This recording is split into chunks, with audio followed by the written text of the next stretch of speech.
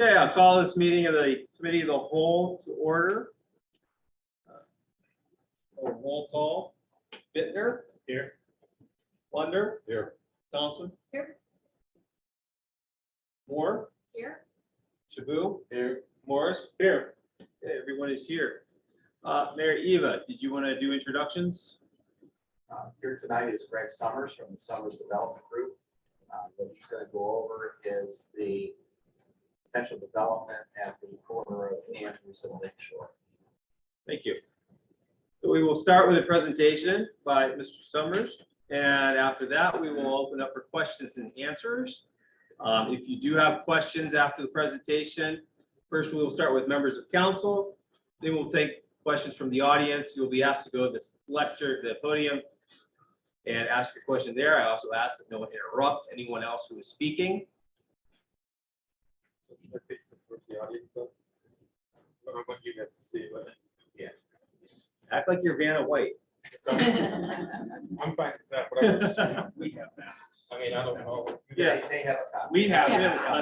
Well, I'm gonna take the first.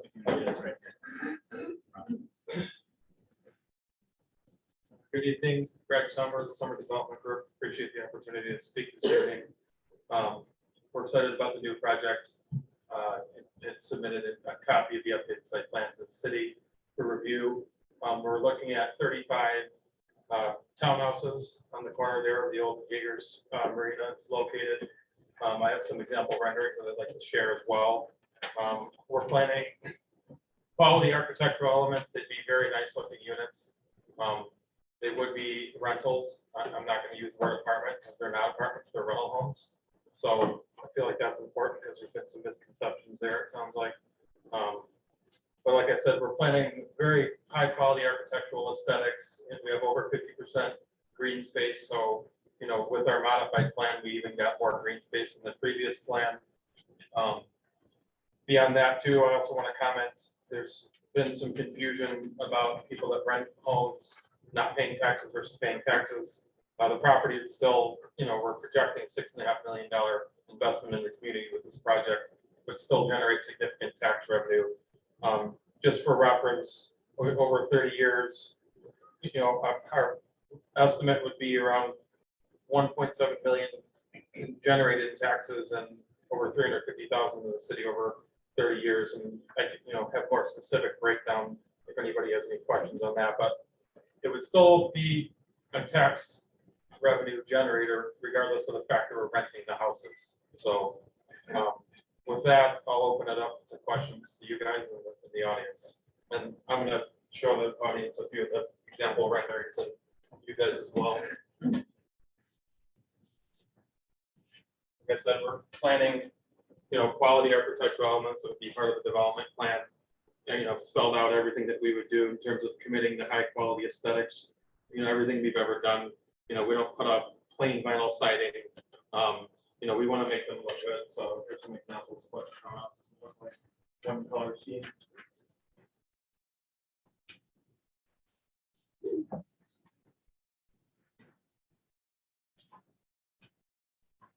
Color scheme, for architectural examples.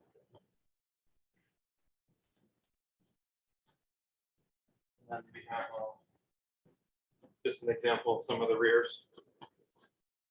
Show everybody. So that's, we would be planning something very, very similar to what you see in the architectural rendering for the architectural aesthetics. So thanks. Thank you. Are there questions from members of council?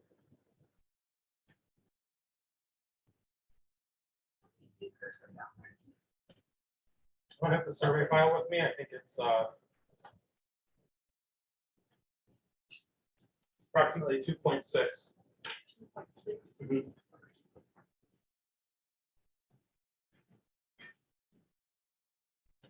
So I know you said rentals. Are you guys at all open to the possibility of ownership of them? Or is it you guys want rentals? We do significant market studies for this type of project and we make the investment. We're doing this all over Northeast Ohio and beyond. There's interesting factors in the market right now, interest rate volatility, and there's demand for high quality new construction rentals, in attractive locations. So all those variables we carefully consider when we, look at making a new investment in the community and the new project. So based upon all those things, it's definitely what we want to pursue. But like I said, I don't think it's fair to call them an apartment. It's a home that we rent. And it's a very, very popular and a very successful, they're calling it BFR, build for rent. Even traditional subdivisions all over the country now, instead of building traditional subdivisions, they're building new communities and actually offering rentals with amenities. And it's very attractive for a lot of people's lifestyle, depending on, whether they're kids, families, retirees, people like the flexibility. They don't want to deal with everything involved in owning. So it's, there's case studies all over the place that proves that it can be really successful. And I think it's also important to let you guys know, the community, this is, we also control the management and maintenance of the community when it's, a rental home community too. This will all be managed by a very reputable management company, professional landscaping services, maintenance, trash pickup. So, we can control that. So you're not going to have, one owner that doesn't take care of their unit. It's all professionally managed and, very stringent terms in the leases about security deposits, qualifications, credit, all that. So all that goes into that decision. But, I know there seems to be this stigma about rentals. Again, these aren't apartments, they're rental homes, but it's proven to be real successful and there's a lot of demand for this type of new, quality new construction rental homes. Other questions? Mr. Summers, no disrespect, but you call a rose by any other name and it's still a rose. In this case, you can call those rental homes, but they're still apartments. They're just bigger apartments. I guess define an apartment. Apartment is typically traditionally, in the formal terms of definition, it's usually a stacked unit, vertical, at least 2-story walk-ups. These are townhomes that are rented. So I guess everybody can have a different interpretation of definition, but apartments are defined typically as vertical construction where you have at least 2 stories vertical. So these are townhouses, which I think we both agree on, but we would rent them, so they're rental Well, townhouses. we already have an apartment complex in the city that has townhouses that are rental. Summer Tree Apartments. Some of their units are townhouses, but they're still apartments. Call it any other name you want to, that's what they still are.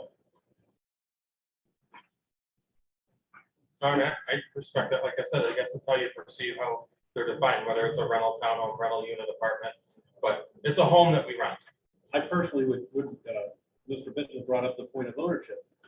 I would be more comfortable if those were condos instead of apartments or rental. That's my personal opinion. Understood. Like I said, we make a lot of careful considerations when we look at a new project, and this is what, we have planned for here. And quite honestly, sir, I'd be even more comfortable if there was some kind of retail or entertainment venue included in this project. Because that's a beautiful corner down there, beautiful view of the lake. A lot of residents have expressed that instead of having multifamily homes there, restaurants or something like that. And I know that there's nobody beating down the path in today's economy to build much of anything other than those. Yeah, So, we've researched that thoroughly, and we represent and work with several major national brands and retails on another side of our business. We thoroughly vetted that, you can actually, the economics are even more favorable. There is an interest, and that site wouldn't work for that. And this mixed use concept that everybody envisions in a perfect world, it's extremely difficult to make it work. I mean, Pinecrest has already failed. It's already went back to the bank. I don't know if people are aware of that. In our climate, the mixed use with retail and housing above, it's extraordinarily difficult, and it has a huge failure rate. what if you could build separate buildings for it? Have a retail or commercial enterprise down there and also have your rental homes. There hasn't been any interest or demand of any kind from any retailers, restaurants. None. Like I said, it's something we look at. I mean, there's favorable economics to develop property with commercial use, but there's zero interest, and it's sat there for decades. And I mean, I agree with you. I like the corner a lot, but it's been sitting there for decades like that. And you're right, there is nobody beating down the door. There is an interest in that use at all, and we thoroughly vetted it. Yet I find that interesting because Mentor has somebody interested in converting Mentor Beach Park Pavilion to a restaurant. That's curious. I'm just telling you what our research is. I understand. So, but I appreciate your points, and we've thoroughly vetted it and researched our options. Are there other questions from council? Open it up to questions from the audience. Thank you. Please go to the lectern and ask your question.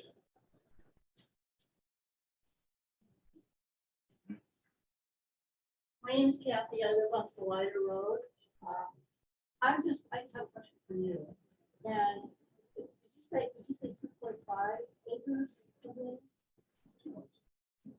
How many units would fit on that amount of land that we could construct anything else in the area?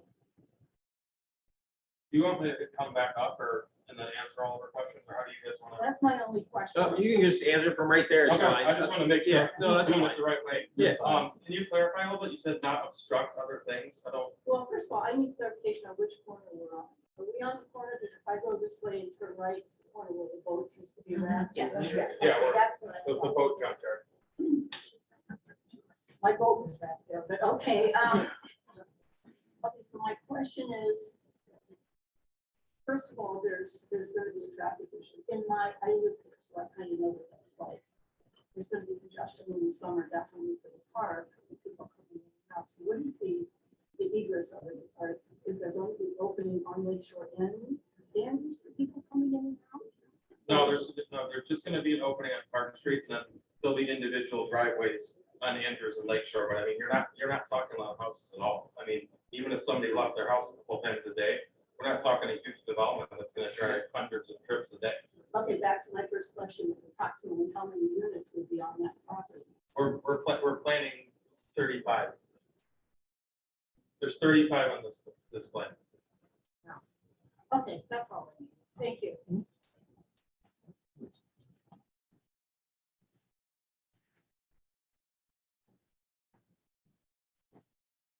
I'm Sheila Black, I too live on Sawyer.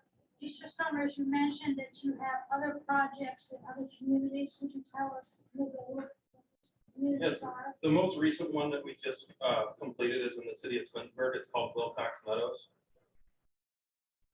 Those are ranch style attached rental homes, but similar architectural elements. There's a website, you can see renderings of how we built it. And how many units are in that? That one has 71, So about twice the size of this proposal. correct? Yeah. That's the most recent. A lot of the other ones aren't local and they're under construction, so I could, give you some more data, but they're not something that you could actually see right now. Wilcox Meadows? Thank you.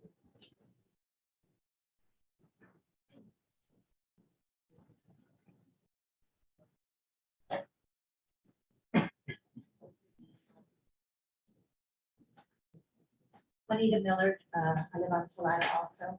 So looking at this picture, are these people all going to be backing out into Andrews and backing out into Leisure Boulevard and pulling in?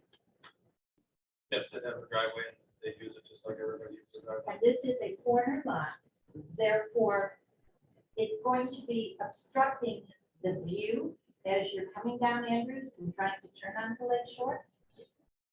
No, I mean, I'd like at the stop sign. There is no stop. Oh, well, there is a stop sign there, yes. Has any type of traffic study been done? Because normally, these people that come down Lake Shore and then down Andrews, they come down Slide. And we have all we can handle now with the traffic. Having this filter out onto Andrews and filter out into Lake Shore, needs some better traffic. I mean, I'm not a professional or anything, but I needed to clarify that.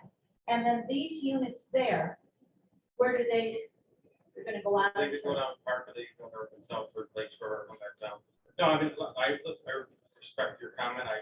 But 36 houses, if it is, it's not, that's not gonna generate a lot of traffic. It's just not. The end 36 You don't houses. live on Salida, you don't see what we're dealing with now. I mean, My we mom don't is- even have a light there any longer. They said they took it away because they didn't think we had that much traffic. But you're talking about establishing another whole community there with cars, obviously, in every one of those units and filtering, backing out into Andrews and backing out into Lake Shore. I don't, and I'm sorry, I don't see anything specific in your drawing that makes it so unique about being by the lake.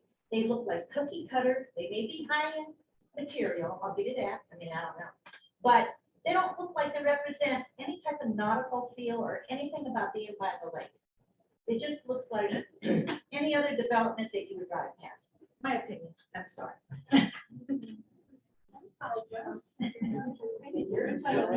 She's before you. My name's Tess Turi and I'm on Salida also.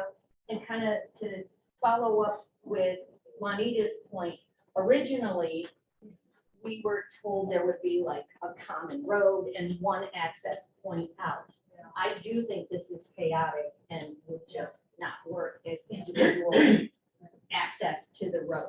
So I don't know if that was like a reconfiguration, but my suggestion would be take it to like have one common drive, they come in, go down the lane, bing, bang, boom, they're there. And another point, a couple things that I'm concerned about is our confusion on the tax issue. I don't really think there is confusion. I think that I understand the assessments that you have done from a business standpoint. You want the biggest return. And perhaps ongoing management of rental units is going to bring you more money. But I don't think that's going to bring us as residents of Mentor on the Lake more value. And part of my understanding of the purpose of a PUD is to bring something unique, individual, something that enhances the community and this, and to your own, you said that it is done in numerous cities. You've done the research. This is what's commonly done. And what a PUD is supposed to do is not common. It's supposed to be unique. It's supposed to bring added value. And we don't have a misunderstanding about a mixed use per se, because we're talking about it in a much smaller setting. You have 2.6 acres. We can't have a Pine Crest, or we can't have like big fancy restaurants and whatever. We're looking for a smaller mom and pop, a place you go onto the beach with your family, you walk across the street, get an ice cream cone, a coffee, or whatever, there's a band playing, something. It's a smaller scale, and I really do think it can be done. I do think that we should be looking for something that makes men around the lake unique because it's small. We have 2% of the property here that is not developed. Take your time and develop it right. That's my stance. I do think that rental properties in a city this size that is over almost 50% rented does not need 35 additional rental units, whether it's called a home or an apartment.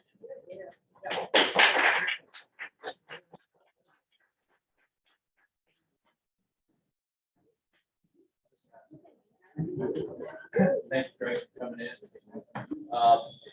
Back on the traffic, though, I agree with some of the other comments. It's extremely difficult to make a left turn movement out of Slider Road. I don't know if we're going to address that through the planning process, but this I do see would be an additional impact on trying to get out there. Sometimes I sit there wait for a long time just to make a left-hand turn. And we're going to propose this type of traffic. I don't know if it warrants a whole traffic study being done, but it does seem to put a lot of pressure on you, so you can consider something being done at that intersection to get the help. Another quick question: were you seeking tax abatement for this? Considering it. Okay. And so, since this is new, has planning and zoning even seen it or commented on it? I mean, the actual planning board, have they seen that? Yeah. Yes. Yes. Have they commented?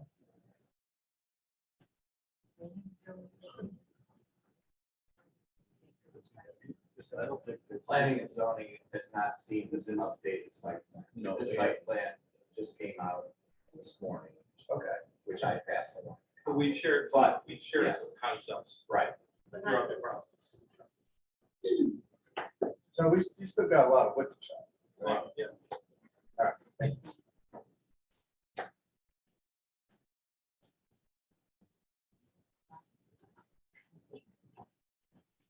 Scott Wilhelm, 7573 Salida. Kind of, I think what's been brought up by several people in terms of the new plan that we're seeing here for the first time this evening. You basically have, with your new drawing, the way you've done your concept now with having more than 50% of the driveways to your townhome complexes exiting directly onto the road. Also, this is a very high traffic area where people walk back and forth to the beach park. So you have families walking with strollers, walking with dogs. I'm a runner. I routinely run Lakeshore and come back down Andrews Road and run right along the sidewalk that runs right across that entire area. And now you're going to have increased traffic pattern with increased cars that are going to dump right across the sidewalk for people as they're coming through. Also from a visitor's parking standpoint, I think that was one of the things that we had seen on some original drawings was there was a question of obviously people when they have a rental complex, they have a home, they have an apartment, they have a townhome, whatever you want to call it here.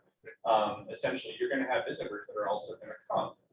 To the driveways that you have incorporated, are they going to allow for extra parking, or are you going to wind up with cars that are now parked across the public sidewalk? That to me looks like a major problem in terms of the new drawing that we're seeing here for the first time this evening compared to anything else we've seen previously with the plan of all of the entries coming in from Park Street with internal driveways. I'm sure that probably affects your density.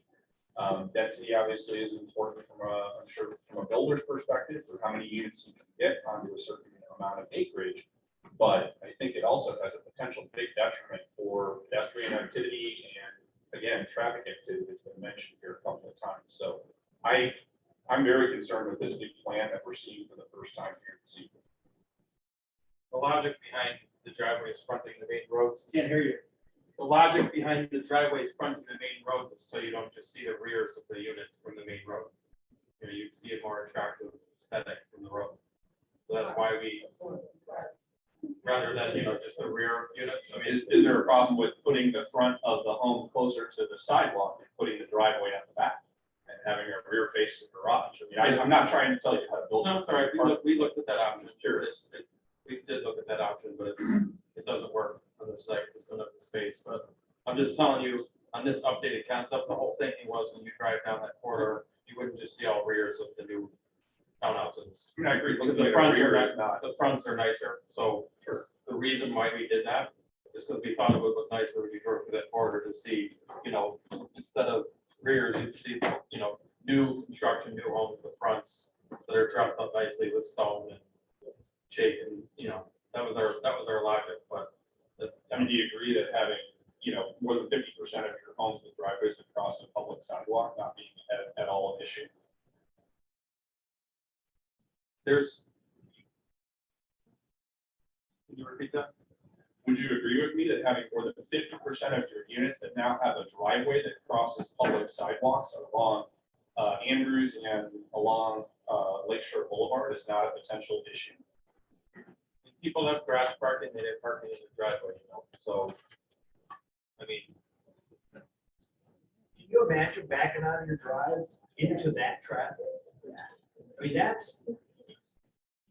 I can't imagine you guys are even thinking about this. I don't.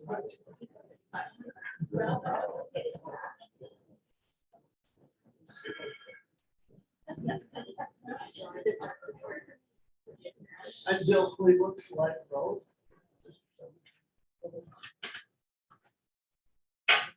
Question for you. Does Summers Group ever develop condominiums? Have you ever done condominiums? no, not the. So you've never built condos. I looked at the Meadows and various things built online. They look nice. There's nothing wrong with the buildings. And I think the point that we keep obfuscating on is that we're not questioning whether or not you can build an attractive rental property. Obviously, we can. The point that council and zoning seems to continually ignore is the attractiveness is not our issue.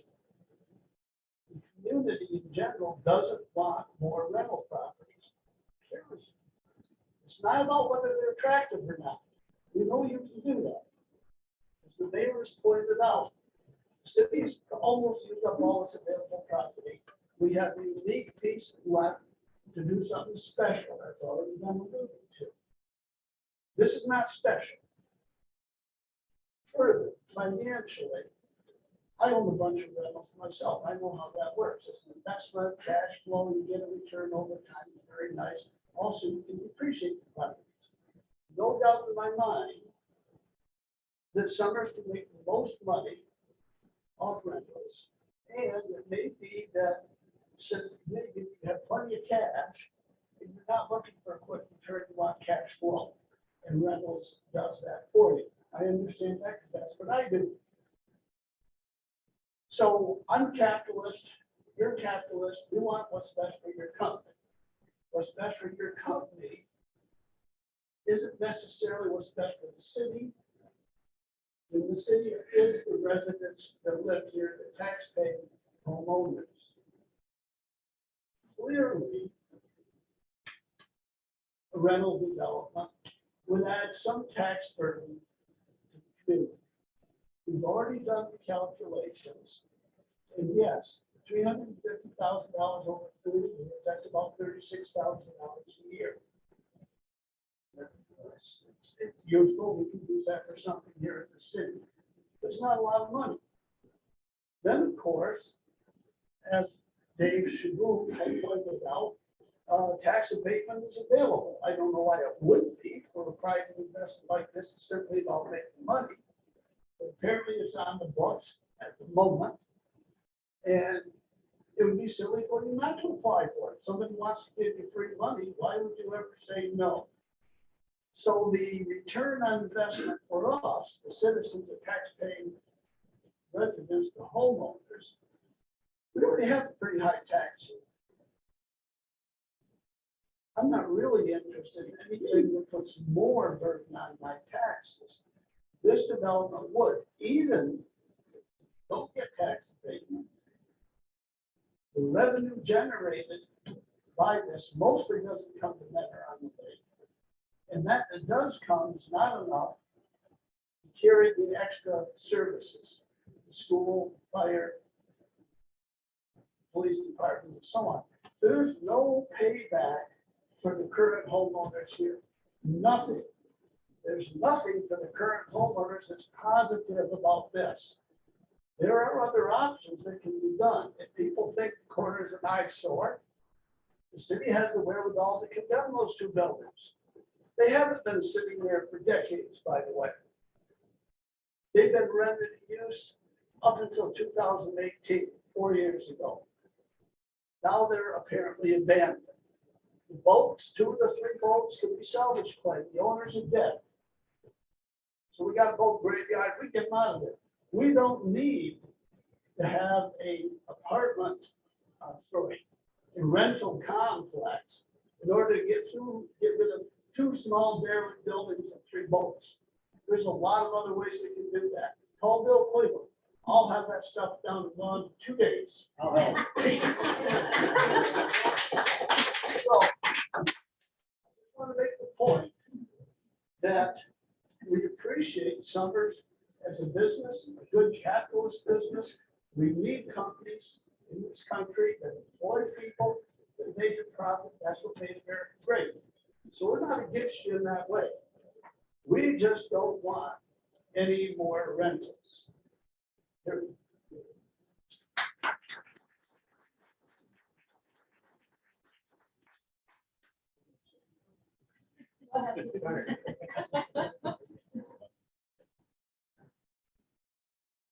I'm Stan Pawlowski, I live on Salida also. Previous meetings, we talked about the amount of rental property in the city, somewhere a little north of 40%, which is a lot. I don't know if anybody's done a analysis of other communities our size and how much is rental property. If you sell your soul to continued rental properties, then that seems to me to be the only way the city's going to go. Now, there are some older structures in this city, and if there is a way of making money on rental property rather than other avenues, what would stop a developer from coming in on some of these older structures along Andrews and wanting to tear them down and put in more rental property? Because that seems to be the only way the city is going. Rental property, and put burden on the residents that live here. One thing about the driveways to the street, and I run my mind up and down the street over there, there's no residential properties that face onto Andrews. And I can imagine in the wintertime, when the snow is flying, city does a decent job on getting the streets cleared. How are these people going to keep their driveways clear? Where are they going to be blowing the snow? Your commercial people hire people to get there and clean up their lots because it's a business. Something like this here would be a nightmare, especially on that corner with the winds coming off the lake. Living on Salida, I know a little bit about winds off the lake. And I just think that design right there is going to create a problem on a very busy intersection as you have it now. Where are these people going to put the snow in the winter time? And does the city want to sell their soul to Nothing but rental property. Thank you.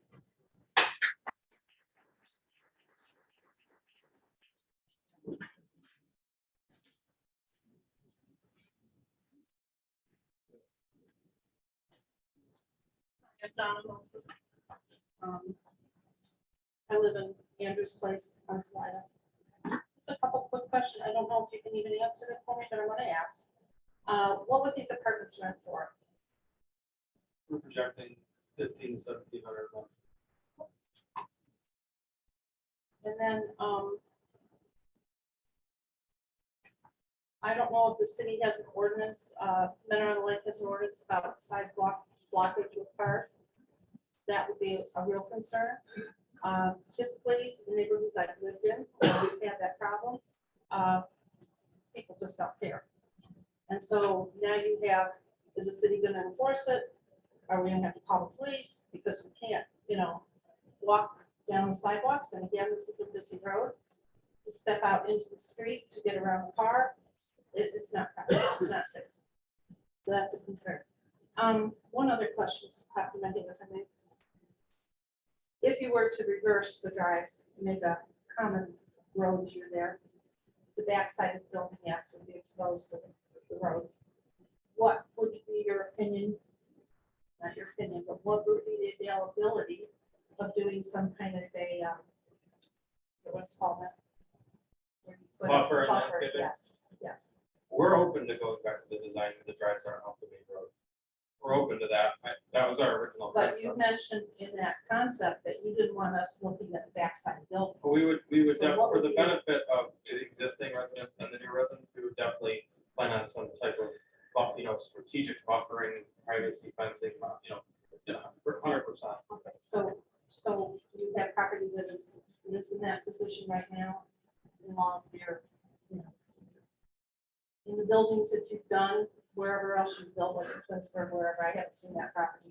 Do you have that type of situation where buffering is being used on the side where? the Yeah, road is? typically all projects have some type of buffering. You have commercial to the south. I mean, like I said, we're more than open to going back to where there are no driveways fronting the main roads, and part of the making this nice would be an extensive landscaping plan. And like I said, for the benefits of people living there and the benefit of the existing residents, we would definitely plan on buffering and landscaping for sure.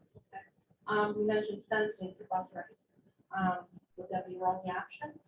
No, I mean, I would work with the landscape architects and, look at the plan and see how you could achieve your desired goal, Yeah, because personally, I would not want to see a fence running from that corner all the way around to that. Yeah, I mean, probably wouldn't be fencing. I think evergreens and things that stay green all year round, with some planting beds, stuff like that.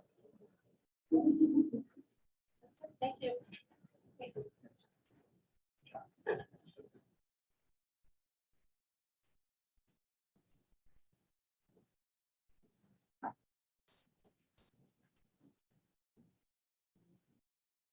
I'm Jeff Fick, I'm also from Salida. And you had a number of points that you made, and I kind of felt like you were aware of our meetings, either by YouTube activity or conversation with people. And I wanted to run down some of the things that I think I've heard over the last 4 or 5 meetings, and things I've heard from individual conversations with the council and with Dave, with the mayor. Try and get a full picture. The first one we saw had access on the side. When did you make that change?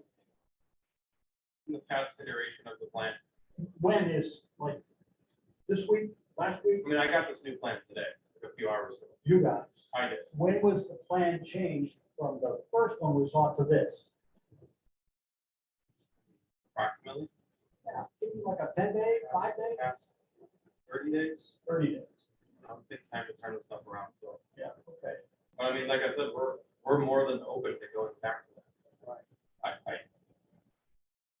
And then, you said 50% green space, and my eyes don't see 50% green space, and maybe it's just how I'm looking at it. Are you including the road instead?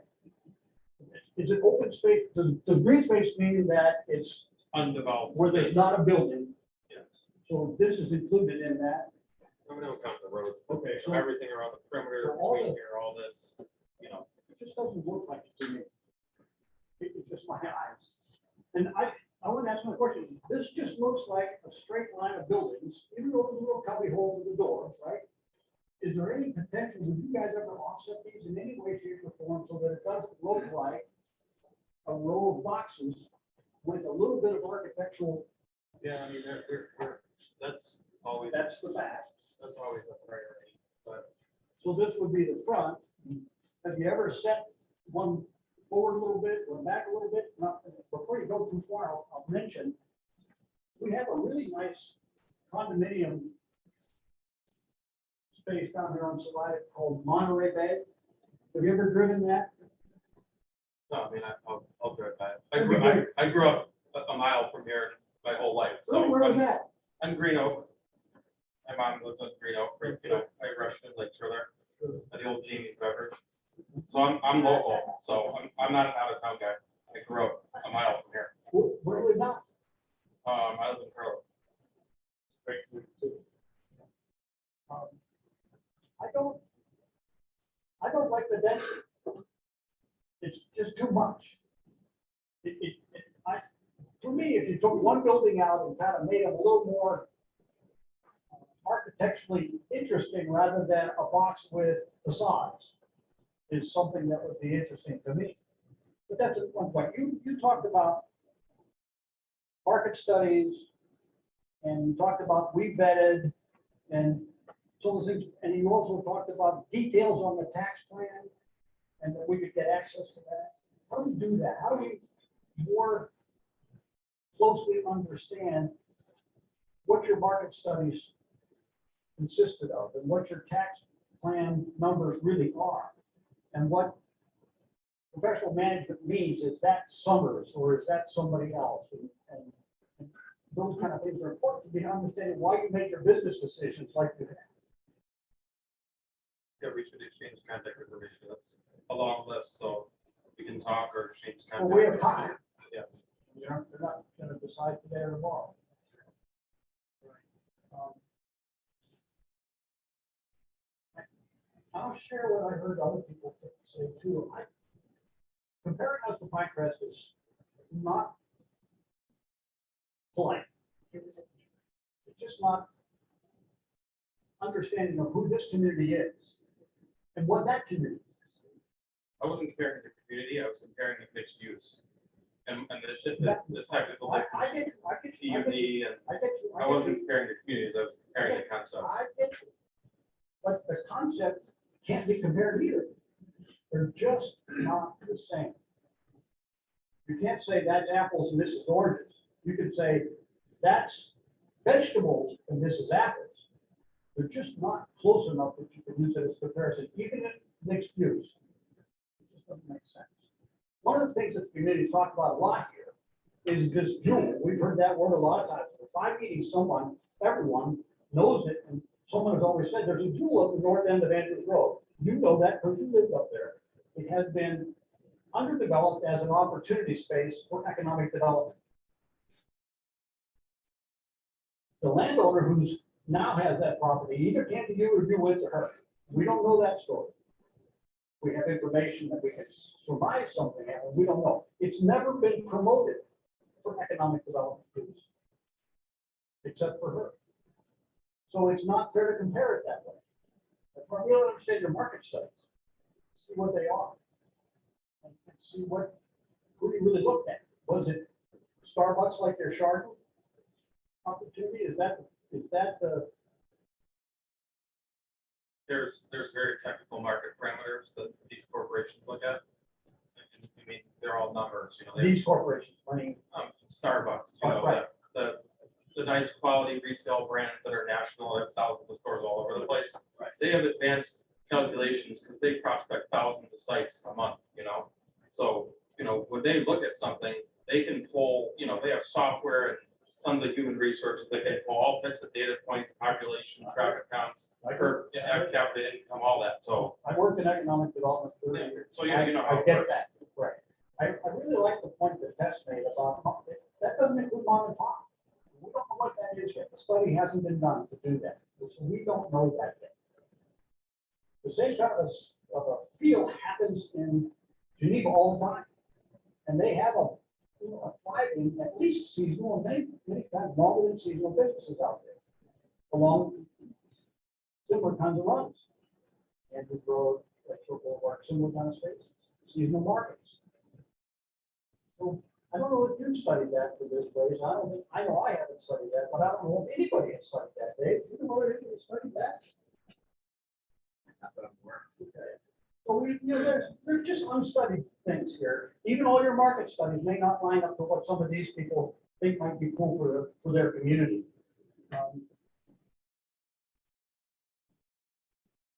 I was counting the driveways. Thank you for someone to start that. 21 driveways. I'll stand where everybody else say, wow. And if you can change it, I understand that. I think it'd be. We're very open to that, so that's something that I would revert back to right now. Yeah, I'm trying to appease I gave everybody, you know. you too much of a pause, and I apologize. That was my fault. We're open to the. I gave you another one. Yeah. I'm about to finish a sentence. Yeah. We don't want rentals. And someone asked you, had your company done work where you would have a property, that you would build for private ownership? Your market studies about rentals, that's a nationwide thing. I get it. If you are a macroeconomic thinker and you look at that, you say, is this doing this country any good?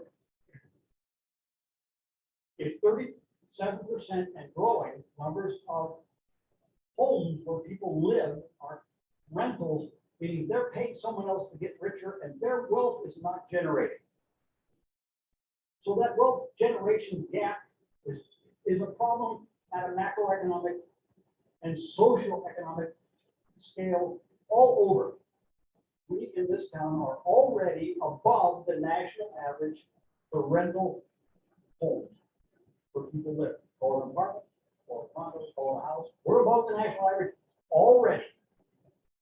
And with less than 3% of our property left, we're taking out of that potential for commercial.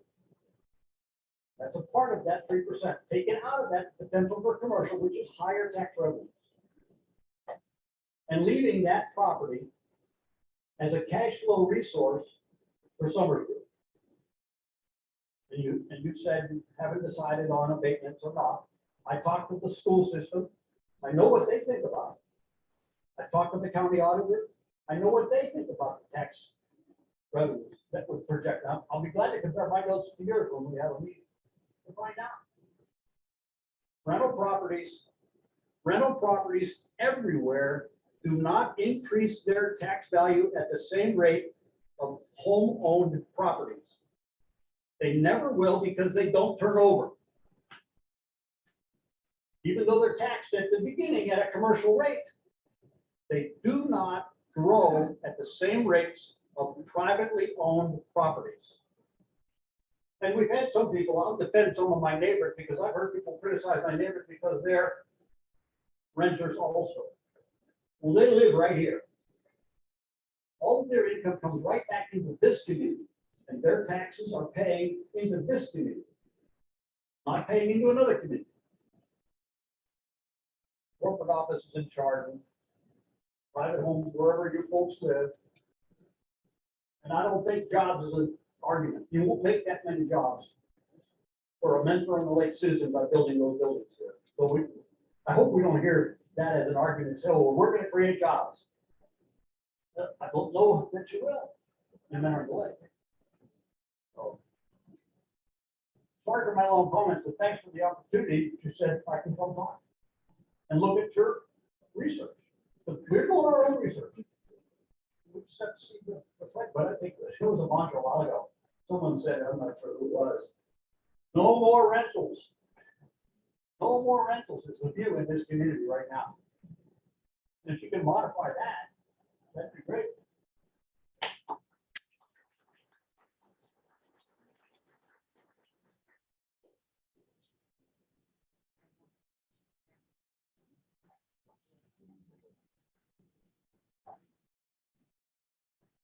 Juanita Miller again. I just have one question. One of the, I think it was second to last meeting, we were under the premise that we don't have a deadline, that this is all in a talking stage and there is no deadline. And someone from your office said, no, no, no, no, no, we do have a deadline. They wouldn't let us know what that was. They said they were gonna talk to our council. Do you have a deadline For what? for this project? Yes. And No, what- I'm not, I'm not getting into that right now. I'm glad to answer the question, but I'm not getting into that right now. I mean, that's, We're not allowed to know that. no, that's not true. It's just, there's more complex variables to me, say something on the record when I'm working with a private seller with timing and deadlines. Don't, I mean, a don't, deadline for the don't think I'm project. being abrasive with you. There's more to it than just saying, oh, it's next month. I'm, you know, Mr. Cleveland, I think he said he's in real estate. He should understand where I'm coming from with that. And that's a fair statement. I'm not being, that's not how I am. I'm not gonna sit here and be rude. Okay, so you have a deadline that you need Yes, we to do. take this. We Okay, do, yes. okay. Because Then, see, we were just, the the seller, it's complex. That's okay, that's an acceptable way of it. Thank you. so the information then that we were given that we, as residents and everything, did not have a deadline as to this was kind of false.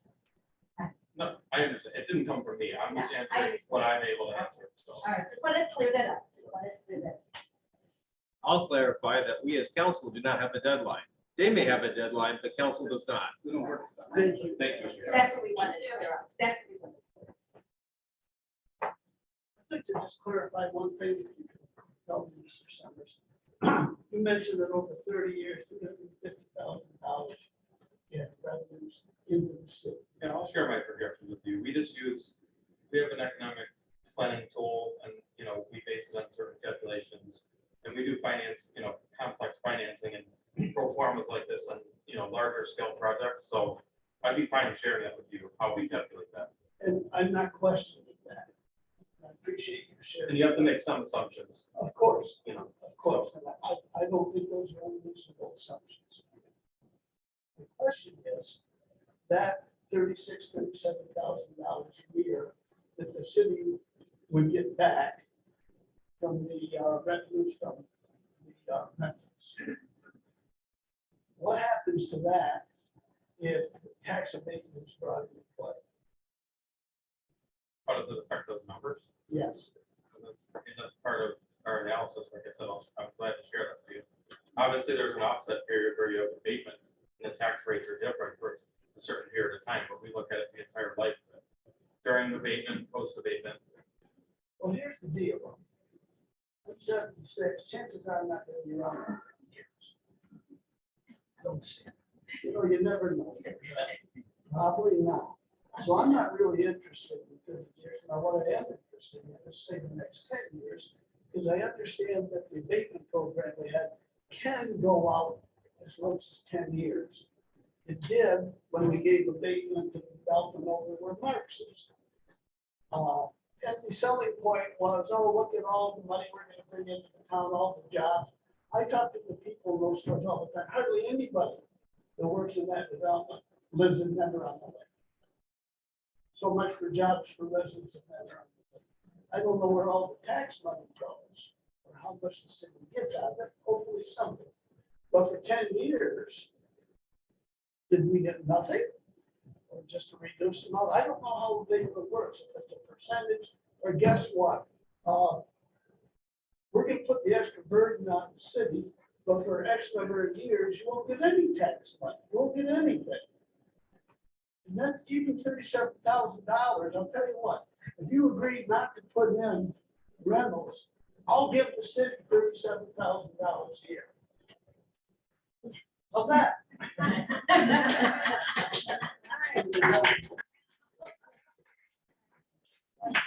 Take for that.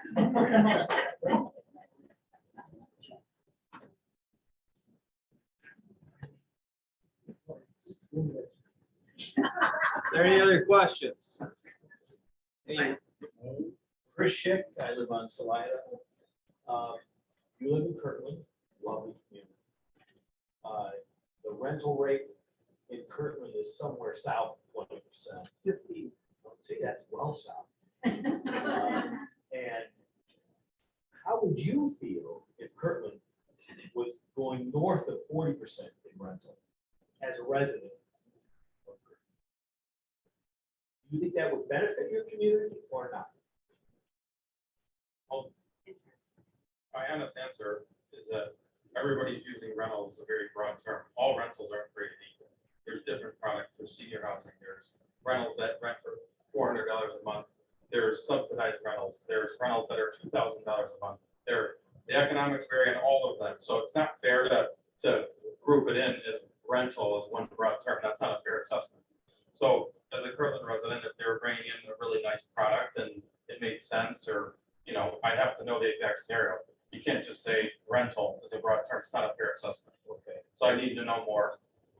That's my honest answer. I mean, yeah, it's not fair to use the term rental so loosely. Because $1,700 a month brand new construction townhouse is totally different than, you know, a 650 square foot apartment that's 4 years old that rents for $400 a month. It's not a fair assessment to compare those two. How many square feet? Their range like 15 to 1,600. How many bedrooms? All at least two for the den. There's the different color codes are different floor plans based upon, you know, what is, you know, attractive, gives you some variety in the plans. There's some threes, there's some twos, and two with den, so. Granite countertops. Oh, yeah. Thank you. Thanks. Thanks, Chris. Are there any other questions? Okay. Debbie Gillespie, Salida. We're all talking about Manor on the Lake, and the property is in Manor on the Lake. Has Mentor at all put any input into our development here? Do they have a right to know that it's being developed this way? No. Well, they own the park, correct? So they're impacted. I just. Good question. Thank you very much. Just left.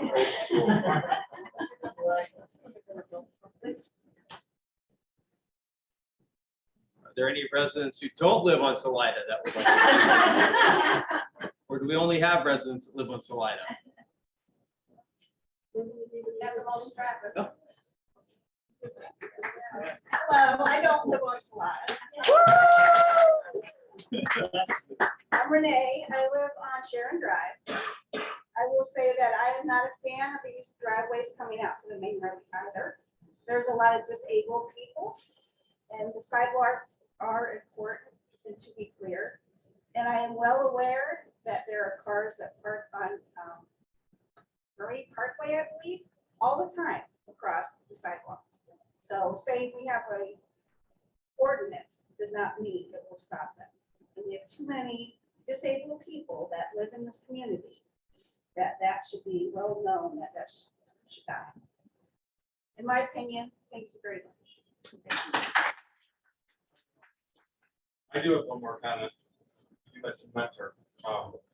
I worked on the project with the Bolton estate at 44, or excuse me, at 615 and 90, the big estate there. And we worked with Mentor on their PMUD code adoption. Mentor has a priority emphasis right now to bring in high-end rentals, which is really interesting. I'm sure you guys have looked at PMUD, but a big emphasis on their PMUD is high-end rentals. So again, going back to not being able to compare them as one broad term, I think is important, because these are different than a lot of other rentals. I just wanted to make that point. I think your point that they are different from other rentals is not misunderstood.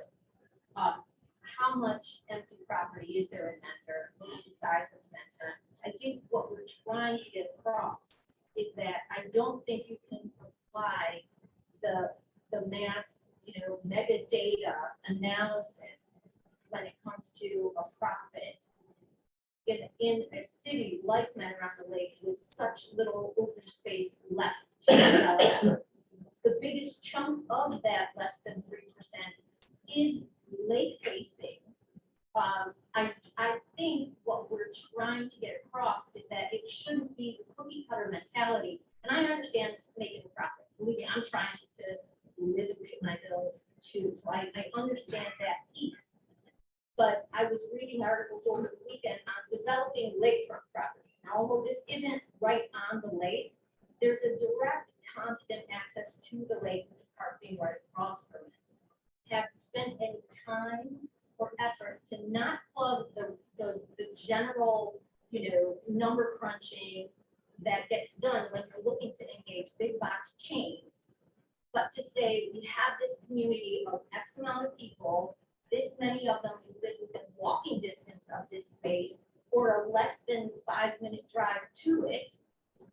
What, what can we do? There was the rule of tens is what some developers use when developing waterfront property, is if I build a unit here, it should serve 10 purposes.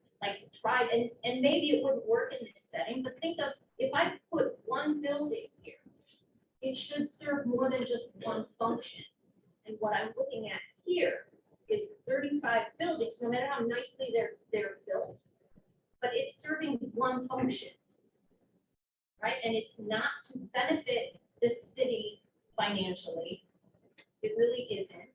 It's not going to enhance the community feeling in any way, shape, or form, right? So have you thought about, or as council, have you thought about a way, think about this property and how you would promote it as something unique and different, right? Capitalizing on the lakefront when we're listening to, climate change and crisis everywhere. We have a beautiful body of water. Think about it with a different head on it. And maybe Summers Group hasn't done anything like that before, but there might be, it might not be, you might not make profits in the millions, but you might make profits, can we just try to get out of this one solution? And if there's not a financial incentive for you to do it, then council, can we think about some other way to make better use of this property to better everything, not just a very small set?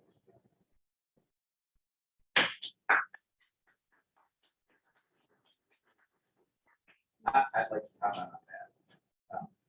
I heard a couple meetings ago that the comment was, we shouldn't jump at the first proposal on this property.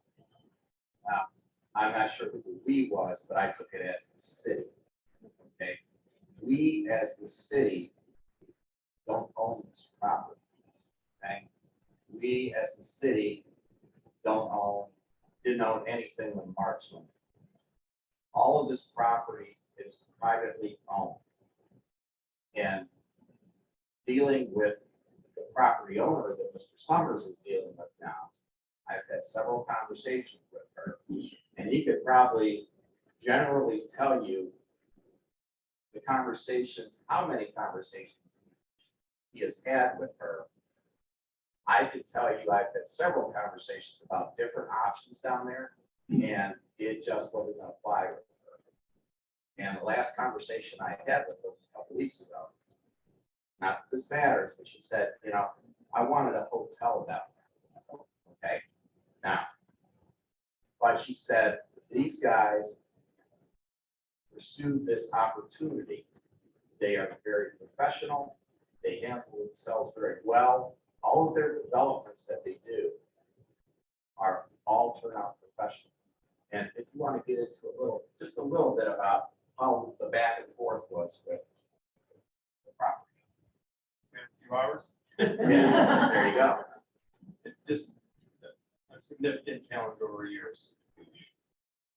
Yes, that's right. Yeah, years.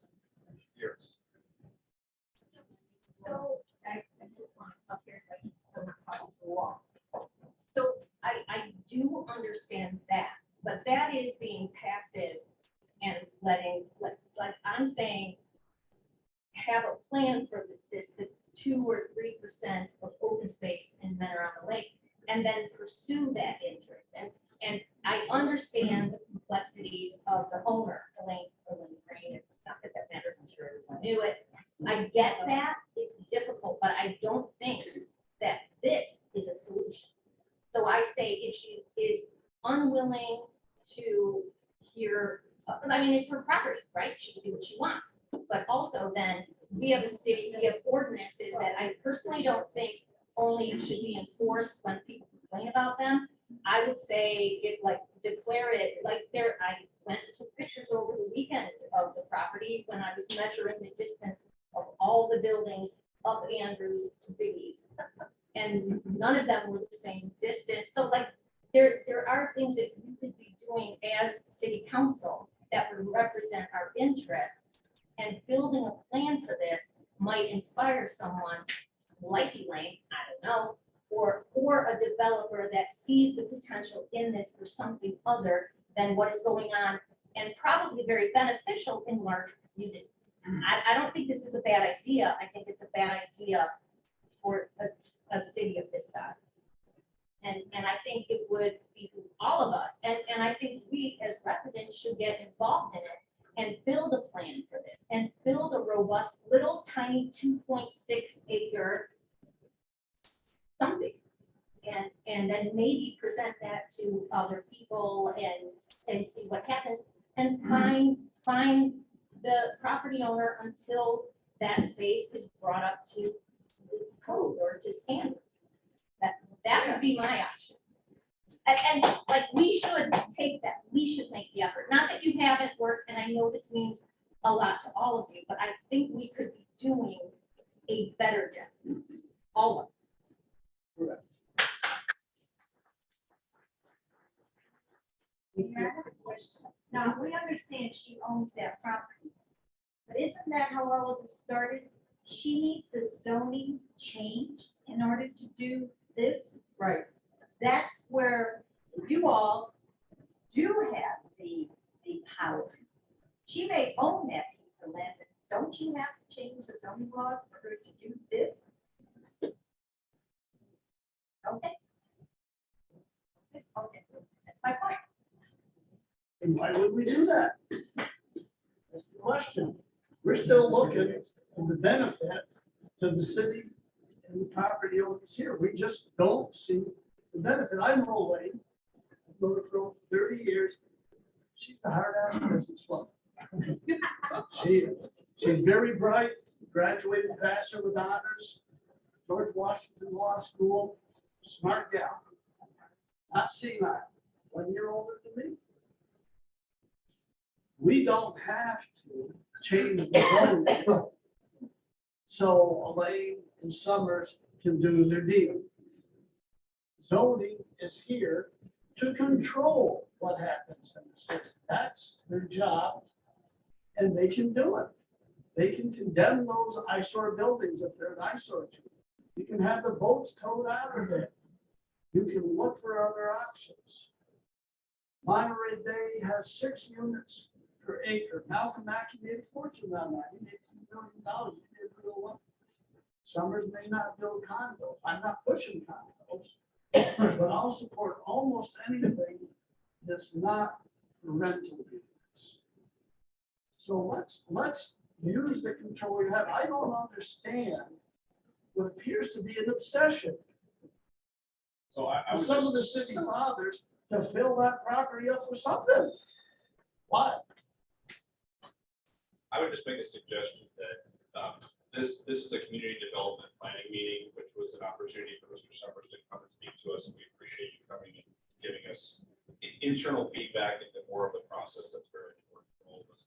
But I think that to the point that Mr. Cleveland is bringing up, that has been brought up for other things, for the PUD overlay, that is a separate issue, and that really does go back to zoning and committee planning meetings, and it goes back to city council meetings. And I think we probably ought to just get back and focus if there's any other questions that sort of even directly pertain to the project here, the community development plan. If there's any other particular comments to that directly, but I don't want people to get off track too much. Everyone obviously is emotional. Everyone is engaged in this community. We want to be engaged, and we just want to have a project that's going to be meaningful, valued toward the city. But I think we need to stay on target too. Good point. Just one thing, I've got to say this here, I just don't understand private property, fine, you want to see it developed. I worked for the city of Cleveland Heights for 32 years. The last 17 years of my career, I was in administration of a department. And the one thing I know about the city of Cleveland Heights, you can build anything in that city that the administration didn't want to. They worked with the developers, they worked with contractors, whatever, to get something done. If you know where St. Anne's is on Cedar Road in Coventry, fire station number 2 is supposed to go across the street from that church over there. Residents got together and they made the city move that fire station down Cedar Road close to Fairmont. Why? Because the citizens didn't want it there. They thought about the fire rates running over kids and all that. And actually, the safest place of rigs is coming out of the station because they're moving the slowest. And the drivers are trained to be careful. The thing is, I just don't understand. Somebody has property, it should be up to the city to say to that person, you could sell that property, but here's who you could sell it to from the standpoint of development. Are we so far behind? Since we're not Cleveland Heights, we're not Shaker Heights. Can you repeat that, please? We should be able to tell them who they can sell it to? No, by your ordinances. Okay. By your ordinances, by the development. Is the tail wagging the dog? Does one person walk in here and say, I want to put a bowling alley on that corner, that's the way it's going to be? Nobody's wagging anything. We're having a discussion here This is a on the city of a proposal. Right, but it seems here that they're talking about what one person wants with that property. They have their property, they have the right to sell it. So is that person then dictating to the city what's going to go in there? No one's dictating to the city anything. Yeah, it's a All conversation. right, well, it's where we brought to this point. Some comments made is the idea is the city should dictate what they're willing to put on that corner through their ordinances. And then work with a developer to take care of it. Is that not what the city is supposed to do? And that's To run what the we do. city. But if And someone has a proposal, we're willing to listen and have that conversation with them. Okay, so then let me ask one final thing. So you will never make a decision on this corner, whatever it is, until there's proper notification to the citizens of this community. That you're That's ready how it to always do it. is. All right. That is how it always is. There is a Okay, public hearing. good. All right, so I don't know. It could be developed. You know the feelings of the citizens. They don't want to see any more rental property. And when some development does come in there, and you're going to take a vote on approval, that the public would have an opportunity. To correct that, if it's outside of what it's zoned for, yes, that is correct. If it is inside what it's currently zoned for, Yes, I know that. I know okay, that. I just want that clear, And I think that was with the issue with the PUD. Correct. et cetera. that's, yes. Make sure that the PUD reflects what people's opinions are of what they'd like to see there. Sure. Okay. May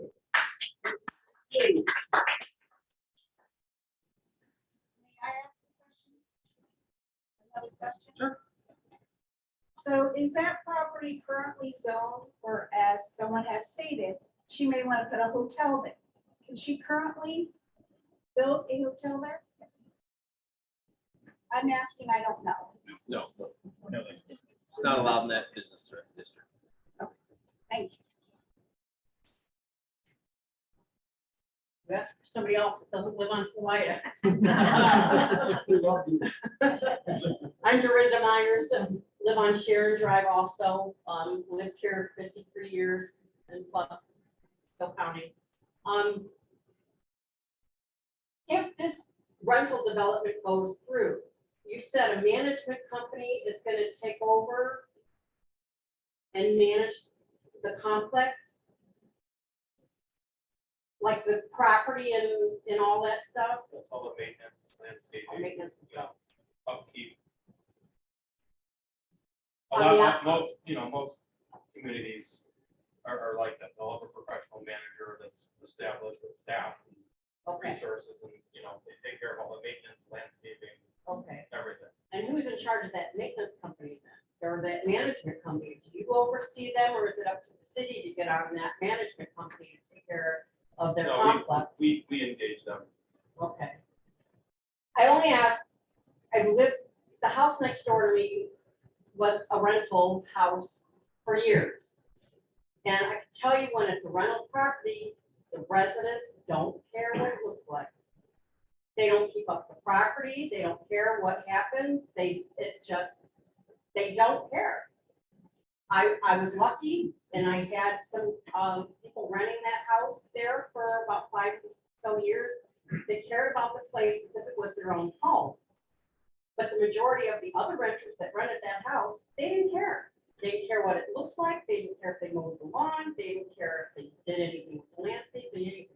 So that's why I'm asking if the management company is going to run this, are they going to stay on the residents to maintain it, keep it nice looking? Yes, we definitely care, it being our property. You know, a brand new community like that. You know, when we started this many, many years ago, we interviewed every legitimate management company in town. You know, they do thousands of these. And we pay them a big fee to do it. So if they don't do their job, we're not gonna pay the fee, we'll hire somebody else. So you'll still have a say over Oh, 100%. the property, you're not going in, It's a you're not very- developing this and then leaving. It's a on. very, very extensive legal Not that agreement. it's gonna be built, people here, we don't want it, but I'm asking the questions that if it does get put through, how is that gonna get maintained? Okay. Very stringent about that. Good questions.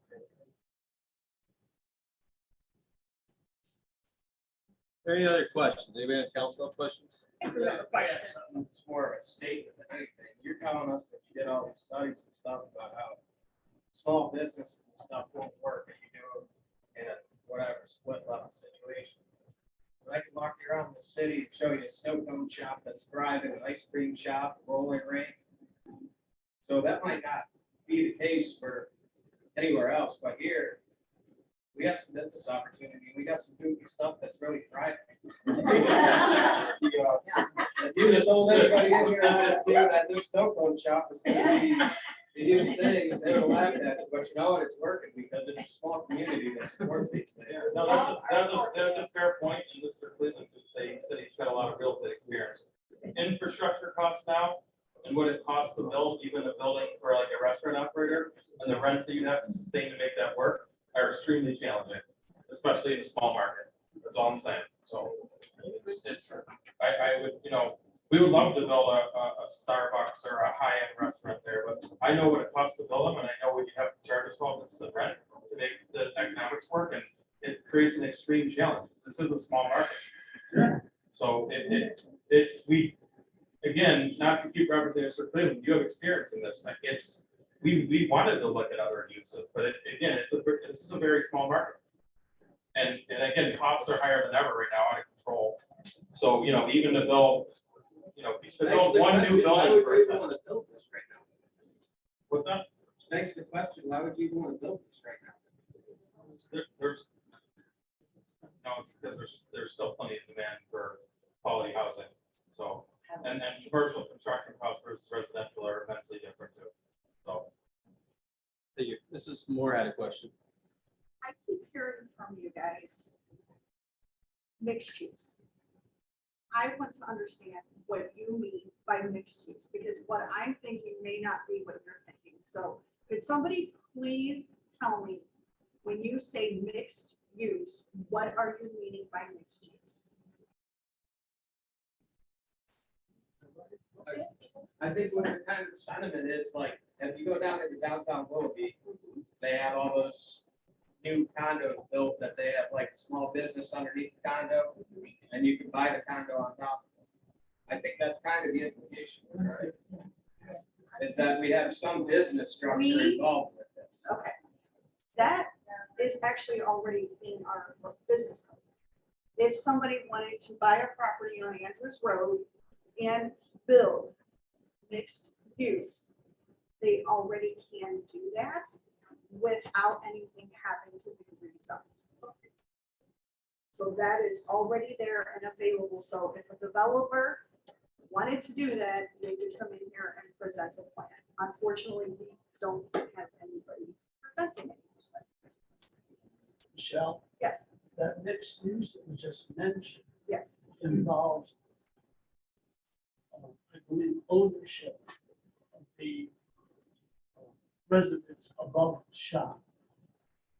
Does the current zoning allow for privately owned residents? It doesn't state in here that it would be rental or privately owned. Right. It's just So that's mixed not what use we're development.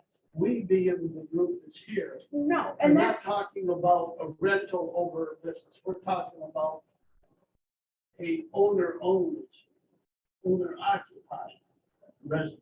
over home a building. over a business. Would you buy a home over a business? I probably would have 30 years ago. But today, Not today. I'm pretty happy where I am. okay. Slide it. You know? In all honesty, I wouldn't want to buy a home over a business. That's a fair use. It is a fair Would you be share. out to buy a house So- that matches somebody else's house? Yes, because I don't like yard work. If somebody's gonna do the yard work, I would consider it. All right, are there any other questions? Anybody else in council have any questions? Hearing none. I'd like to thank Mr. Summers for coming out here tonight and answering these questions for the audience and for the council as a whole. Barry, do you have anything to say? I'm good. I'm glad he came in and answered questions and concerns from the Thank you. Thank you. Thank you.